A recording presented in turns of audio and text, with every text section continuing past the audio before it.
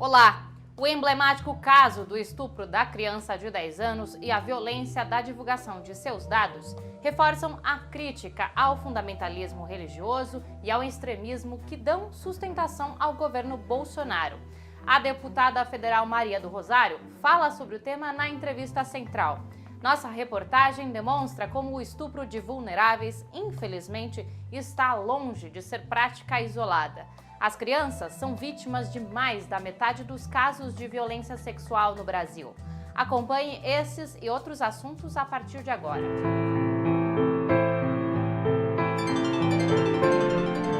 Central do Brasil. O desmonte dos Correios, iniciado no governo de Michel Temer, se agrava com Bolsonaro. Contra a privatização e por direitos, uma greve nacional foi deflagrada pelos trabalhadores dos Correios. Afonso Bezerra tem mais informações. Trilhos do Brasil. A paralisação começou às 22 horas da última segunda-feira, 17, e segue por tempo indeterminado.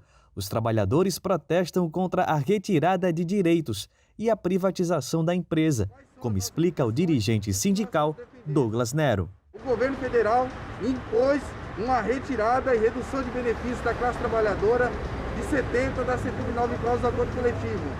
Então nós vamos continuar na luta, mostrando para a população de fato a importância dos Correios, da nossa essencialidade e da importância da manutenção dos direitos dos trabalhadores. Cerca de 100 mil trabalhadores estão mobilizados por todo o país. Eles lutam pela manutenção dos direitos adquiridos em acordo coletivo há mais de 30 anos, revogado agora sob a gestão do general Floriano Peixoto na presidência da estatal. Os trabalhadores denunciam que 70 cláusulas deste acordo foram retiradas. São elas: adicional de risco, vale alimentação, licença maternidade de 180 dias e outros direitos. O frágil apoio aos trabalhadores durante a pandemia do coronavírus também está na pauta da mobilização. Os trabalhadores precisaram acionar a justiça para conseguir a mínima proteção, como destaca o carteiro Luiz Antônio Ribeiro. O Correio tem dado uma máscara, dá um gel coletivo para que os trabalhadores utilizem e nada mais do que isso, né? Ela não faz higienização dos materiais que a gente trabalha, como por exemplo moto, carro, computadores, né, o leitor de encomendas que a gente tem que passa na mão de todo mundo. Então a empresa não tem feito esse serviço. Uma nova assembleia está agendada para o dia 22 de agosto para a avaliação do movimento. Até lá, serão realizadas atividades nas portas das unidades e carreatas. O processo de privatização das empresas estatais faz parte do plano ultraliberal do ministro da Economia, Paulo Guedes, assim como o aumento do imposto sobre os livros. Aqui na Central do Brasil, a gente valoriza a cultura e a leitura. Vamos conhecer as sugestões da advogada Heloísa Aquino, de Sergipe. Parada Cultural. E nesse período de isolamento social, em virtude da pandemia, encontrei grandes companheiros, que são os meus livros. Mas eu vou destacar dois. Fahrenheit 451, de Ray Bradbury, escrito em 1953, e 1984, recomendadíssimo, de George Orwell, escrito em 1949. São livros importantíssimos porque eles são até distópicos e traz o que é o futuro. O homem indiciado por estuprar a sobrinha dos 6 aos 10 anos foi preso em Minas Gerais nesta terça-feira, após 10 dias da denúncia do caso. Além do estuprador, também podem ser investigadas as pessoas que vazaram os dados sigilosos da criança. A bancada do PSOL protocolou uma representação no Ministério Público do Distrito Federal para a apuração do envolvimento de Sarah Winter na exposição dos dados. A extremista esteve presa por ataques ao Supremo Tribunal Federal e já ocupou cargo de confiança no Ministério da Mulher, da Família e dos Direitos Humanos, a convite da ministra Damares Alves. O caso emblemático do estupro da criança não é isolado, infelizmente. O último Anuário Nacional de Segurança Pública, divulgado em 2019, revelou um recorde de 66 mil casos de violência sexual registrados no país. Cerca de 54% dos estupros têm como vítima crianças de até 13 anos. Vamos acompanhar a reportagem de Camila Piacese.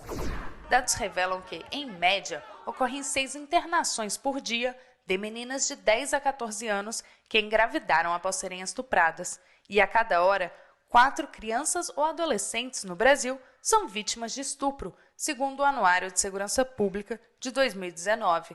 A promotora do Ministério Público, Mariana Távora, lembrou que a maioria dos abusadores são ligados à família da vítima. A gente vai estar colocando aí parentes, né, parentes sanguíneos ou por sangue, ou por afinidade, ou também aquele agregado familiar onde você vai ter ali vizinhos próximos, amigos, padrinhos, né, pessoas que vão ganhando a confiança dessa criança, desse adolescente, para a prática do abuso sexual.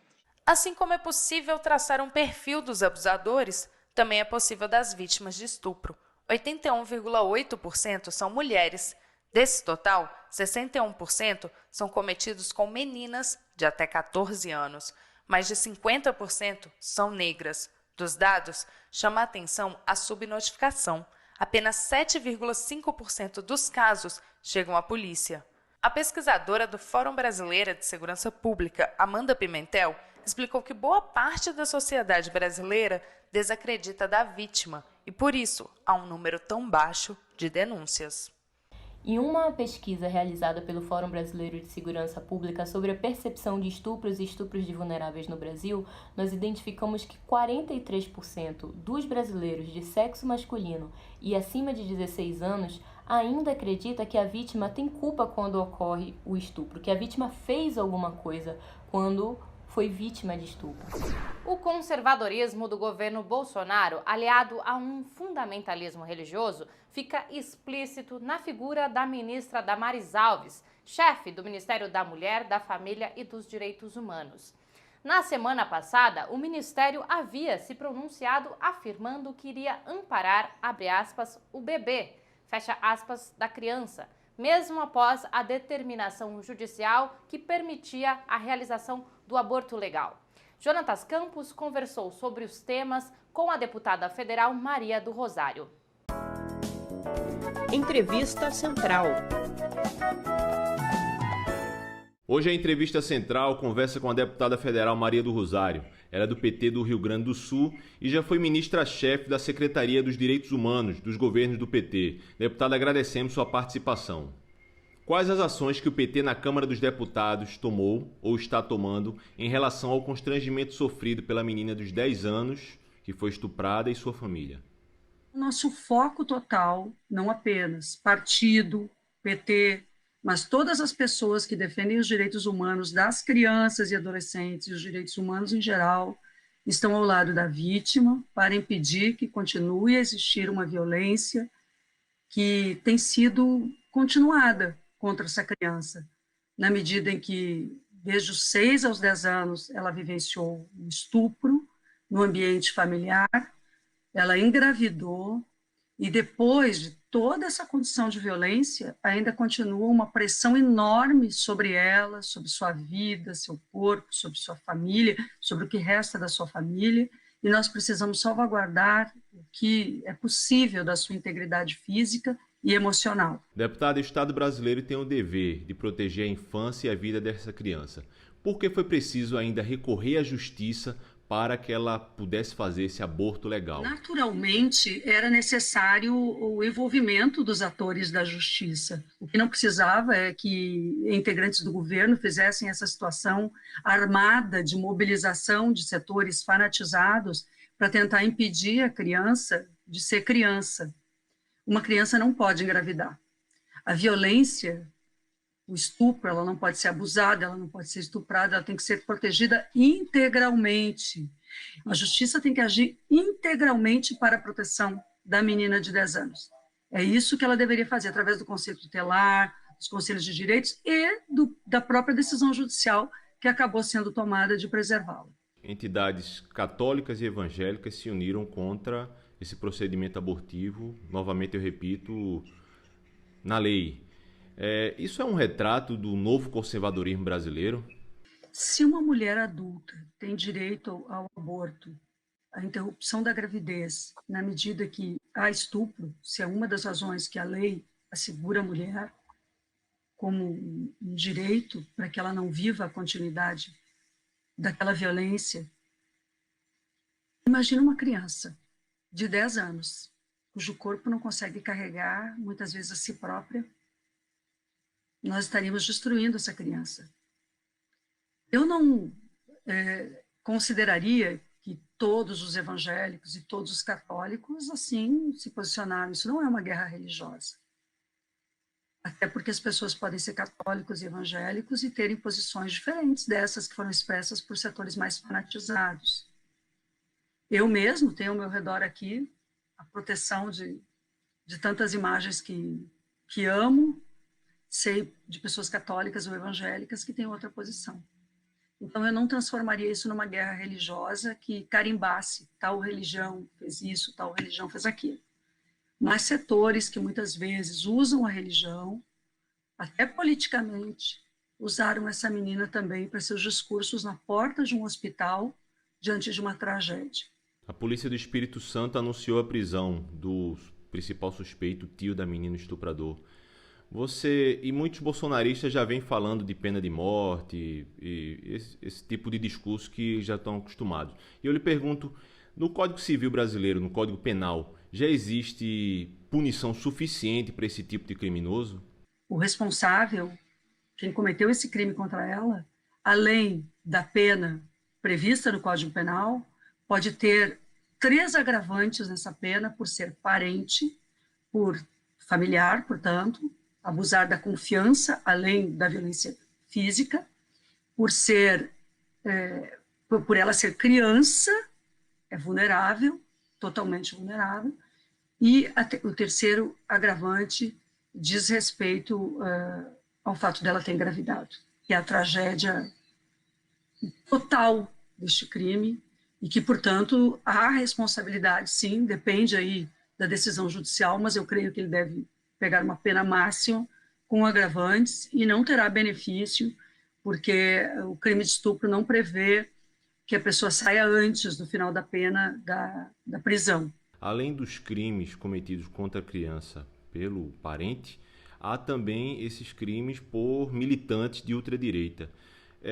Onde é que a justiça tem que ser ágil para que essa criança não sofra esses outros abusos que ela sofreu, tanto a divulgação do seu nome quanto aquele protesto na frente de um hospital público e uma maternidade, né, de casos complexos? Todas essas pessoas que fizeram isso são passíveis de responsabilização penal e civil pelos direitos da criança, porque tanto o Estatuto da Criança e do Adolescente quanto a lei da escuta especializada, do depoimento especial, que é a lei que cria o Sistema Nacional de Proteção à Vítima e Testemunha de Violência Criança e Adolescente, estão ao lado da criança para impedir que isso aconteça. E, principalmente, a responsabilidade de autoridade pública ou servidor que no hospital ou no governo passou informações a essas pessoas deve ser investigada para que sejam responsabilizadas. As pessoas têm que saber que não podem fazer isso, que já basta de sofrimento para essa criança e que ela tem direito de sair completamente desse universo onde ela está sendo apontada como uma criança que sofreu essa violência, mas também apontada agora como uma pessoa que veio a fazer um aborto. Chegamos ao final de mais um Central do Brasil. Acesse os nossos conteúdos pelo QR Code que aparece aí na sua tela. Ou encontre as nossas produções no Instagram.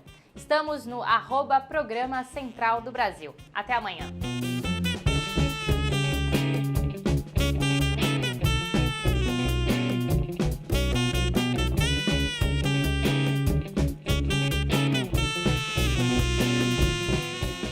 Central do Brasil, a rede de comunicação dos movimentos populares.